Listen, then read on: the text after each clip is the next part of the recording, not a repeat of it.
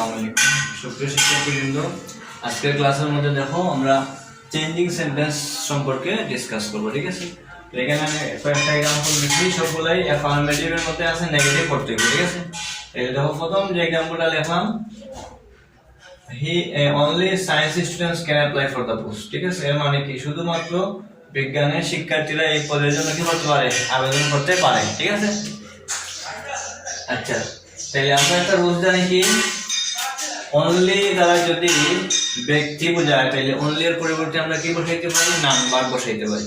Only দ্বারা যদি বস্তু বোঝায় অনলি এর পরিবর্তে কি বসাই, নাথিং বাট।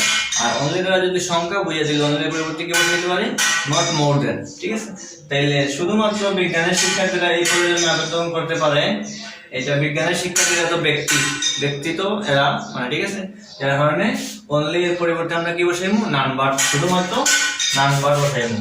আর বাদ বাকি সব যেমন আছে তেমন থাকবে।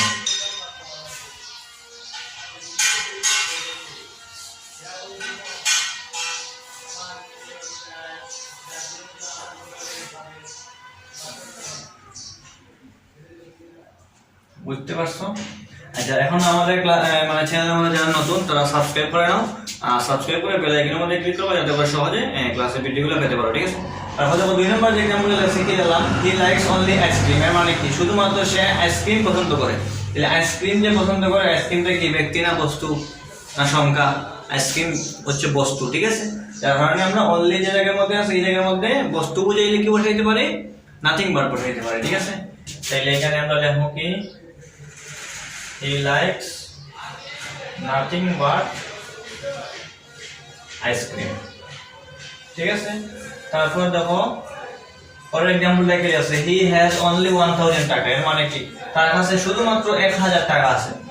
তাহলে এখানের মধ্যে কিন্তু অনলি দেওয়া আছে। ঠিক আছে, তাহলে 1000 টাকা এটা কি ব্যক্তি না বস্তু না সংখ্যা? 1000 টাকা তো এটা সংখ্যা বোঝায়, তার মানে অনলি পরিবর্তে যদি সংখ্যা বোঝায় আমরা কি বলছিলাম, নট মোর দেন বলবো। তাহলে he has অনলি জায়গায় কি লিখবো, নট মোর দেন 1000 টাকা। এর মানে কি তার কাছে 1000 টাকা বেশি না। তারপর তো কি লিখলাম, I will always remember you. এর মানে কি আমি সর্বদা তোমাকে মনে রাখবো বা স্মরণ করব। আমরা একটা রুল জানি কি, যদি সেন্টেন্সের মধ্যে অলওয়েজ দেওয়া থাকে তাহলে অলওয়েজ এর পরিবর্তে হয় নেভার বসাইতে পারি। ঠিক আছে, অলওয়েজ এর পরিবর্তে কি বসাই, নেভার। আর পরের যে অ্যাডজেক্টিভটা থাকবো এটার বিপরীত শব্দ। অ্যাডজেক্টিভ কাকে বলে আমরা জানি সবাই। অ্যাডজেক্টিভ হচ্ছে নাউন বা প্রোনাউনের দোষ গুণ অবস্থা পরিমাণ সংখ্যাকে কি বলে, অ্যাডজেক্টিভ। এখানে রিমেম্বার মানে স্মরণ করা বা মনে রাখা, এটা তার গুণ বুঝাইছে। ঠিক আছে, তাইলে আমরা জানি অ্যাডজেক্টিভ যদি সেন্টেন্সের মধ্যে থাকে, যে অ্যাডজেক্টিভ দেওয়া থাকবে এটার বিপরীত শব্দ হইব। তাহলে রিমেম্বার তো মনে করা, এর বিপরীত অর্থ কি বাংলাতে যদি বলি তাহলে এটা ভুলে যাওয়া হয়। ঠিক আছে, ভুলে যাওয়ার ইংরেজি হচ্ছে ফরগেট। তাহলে আমরা এখানে আনসার থেকে কিভাবে বলবো, আই উইল অলওয়েজ থাকলে অলওয়েজের পরিবর্তে কি বসাইবো বলছি, নেভার। তাহলে আই উইল নেভার রিমেম্বার এর বিপরীত হচ্ছে ফরগেট ইউ। ঠিক আছে, আগে অর্থটা ছিল কি, I will always remember you মানে আমি তোমাকে সর্বদা স্মরণ করবো। এখন হচ্ছে কি, I will never forget you মানে কি আমি তোমাকে কখনো ভুলবো না। অর্থটা কিন্তু সেম থাকে। ঠিক আছে, তারপর দেখো কি দেখলাম, Muhsin is a kind man. Muhsin একজন কি দয়ালু ব্যক্তি। যদি এরকম থাকে সেন্টেন্স তাহলে হেল্পিং ভার্বের পরে নট লাগবে, আর এটা হচ্ছে আমার অ্যাডজেক্টিভ। অ্যাডজেক্টিভ এর বিপরীত শব্দ হইব। ঠিক আছে, কাইন্ড এর বিপরীত হচ্ছে কি, আনকাইন্ড। এখন একটা বিষয় এখানে দেখো, এদের পরে নট লাগাইছে কিন্তু এখানে মধ্যে এ আগে ছিল কি, এ কাইন্ড, এখানে পড়ছিল এটা আর্টিকেলস, কেটা হচ্ছে কনসোনেন্ট, যার কারণে আমরা এ বসাইছি। এখন যখন আমরা আনকাইন্ড লিখবো তখন এন লিখতে হবে, কারণ তখন ইউটা কি বাওয়ালস হয়ে যায়। আমরা জানি বাওয়ালস যুক্ত ওয়ার্ডের পূর্বে কি বসে, এন বসে। বুঝতে পারছো? তারপর দেখো কি, ম্যান মাস্ট ডাই। মাস্ট যদি সেন্টেন্সের মধ্যে থাকে আমরা কি বসাই, ক্যান নট বাট বসাই। Man can not but die.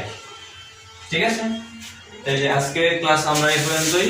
যদি সবাই মানে ক্লাসগুলো বুঝতে থাকো তাহলে মানে কমেন্ট সেকশনে জানাইবা যে কোন কোন টপিকসে আর সমস্যা আছে। যদি না বুঝে থাকো তাও বলবা। ঠিক আছে, আর সবাই চ্যানেল সাবস্ক্রাইব করে রাখবা। ঠিক আছে, তোমরা কমেন্ট সেকশনে জানাইবা কোন কোন টপিকসের মধ্যে সমস্যা, যে কোনো সাবজেক্ট। ঠিক আছে, আমরা এরকম ক্লাসের ভিডিও আপলোড করে চ্যানেলের মধ্যে দিব। সবাই ভালো থাকো, সুস্থ থাকো। আসসালামু আলাইকুম।